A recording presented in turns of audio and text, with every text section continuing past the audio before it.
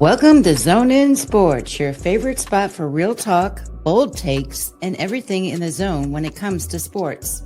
From hard-hitting analysis of the Miami Hurricanes football to the hottest stories across the sports world, we're bringing you that energy, passion, and a little bit of swagger, just like the U. So whether you're tailgating in the Coral Gables or arguing in the group chats or just vibing in your way to work, buckle up. You're in the zone with your host, D. Hamp. Was talking behind the scenes about. We're going to talk about the Teddy Bridgewater situation that's going on down there. And basically, in a nutshell, this article was by Aaron Dixon, in case you guys want to look it up. And basically, Teddy went out there, had an open plea for donations. Okay, and spending money out of his own pocket. Yeah, the Florida High School Association basically alleges that Northwestern was asking for $700 a week for Uber rides, $1,300 a week for athletic recovery services, and $2,200 per week in pregame meals. Now, this is not precedent set by the Florida High School Association. And my research from the article from Aaron, it also says the First Academy was also had a 2-year ban, preseason or postseason ban, and was required to pay $36,000 back. So I'm just wondering, A, Eric, how do you feel about that? And B, if anybody in the chat is tapped in with that situation, how you guys feel about that? Now, only thing before I turn it over to you, E, I was sitting up here just brainstorming this, and I'm like, man, I remember when we was in school, the parents would do the cooking, and they would cook for us, and then we would have pregame meals over their house. The school didn't provide pregame meals for us in high school. So, of course, we had to find out different ways to get meals. And most of the time it was the booster clubs and things like that did the meals for us. But so I just think when I say $2,200 and I'm just showing my age, I mean, unless it's a prep school, it's a little weird. But anyway, go ahead, E. I'm not too privy on everything because I ain't down there. I know politics has a lot to do with it because they just had some big function down there where they had 20,000 people.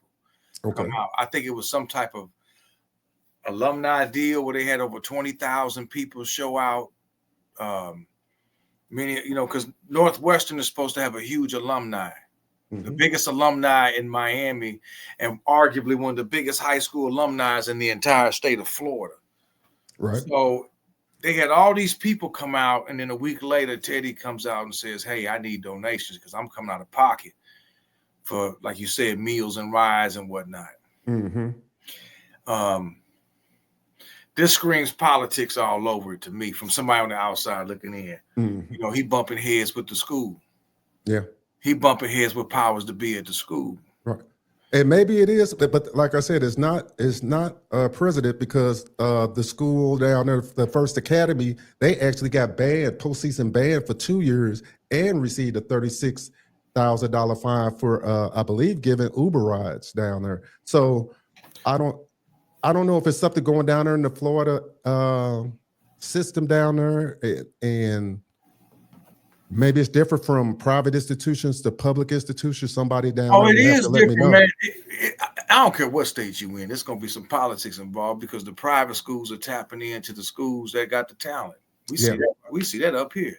Yeah, and the public schools try to keep up. Ain't no way CBC and Chaminade and some of these other private schools up here should be on the same level with some of the public schools we got. And they out here, they got the resources. They come into the neighborhoods and they recruit. Yeah. They recruit. I mean, so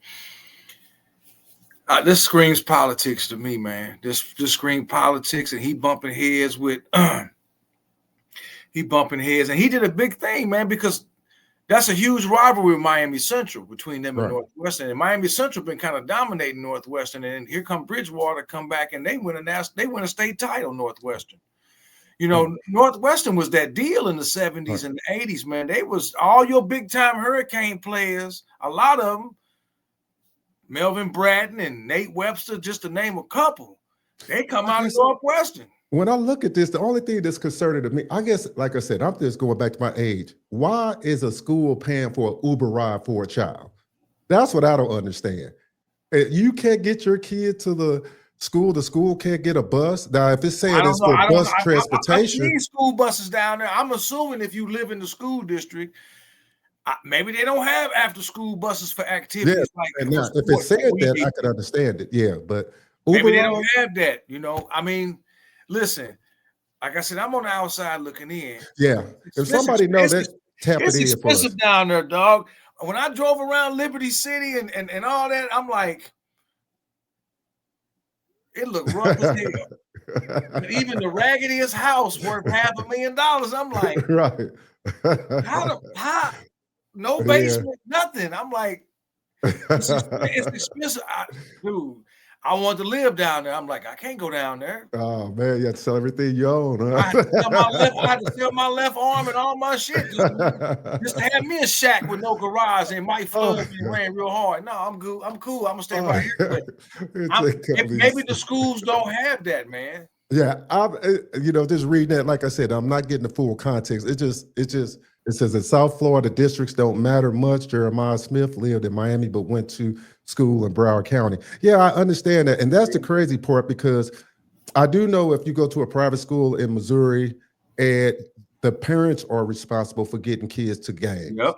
And that's where I'm getting kind of lost with the school paying for Uber rides, because that's where I'm kind of getting lost in the whole thing, because now we have. I don't know.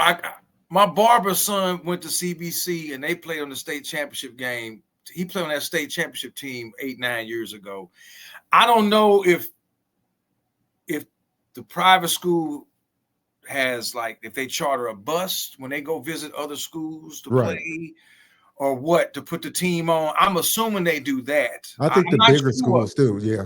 I don't think the parent has to make sure my son get to Lafayette to play this game. I think at the home games, of course, the parents get them there. Yeah, and then the away game. Yeah. When you play in a playoff game or a state title game, if it's in Columbia or downtown at the Dome, I think that the private school would have the funds to charter a private style bus to take the kids and all the equipment to and from the game. You know, like a college would. So. I don't know the situation down there in South Florida. I don't know, if their school district operate off a tax base like it is here, where the more affluent areas with their schools have more money because they pay more in taxes, versus another area where the tax base isn't as high, so their school lacks some of the resources that the school in the affluent areas. I could be wrong. Yeah, I don't know. It says Teddy messed up going on social media about that. That's true. That's true. He said he slipped came out publicly with it. Yeah, I sure hope they don't get a postseason ban. I'm a little worried about that because, like I say, President Bissett, most of those kids will be gone. Nick Lanier, Mama I hope said they don't get a ban unless he accepted something he wasn't supposed to accept. But I think when he went out publicly and made that public plea, it put all the negative light on the people at Northwestern at the school, and they didn't like that. Yeah. If you did it quietly in the hallway or behind. This goes to you. He says the Florida Athletic School District is corrupt as hell. Anyone has played down here knows it. Hey.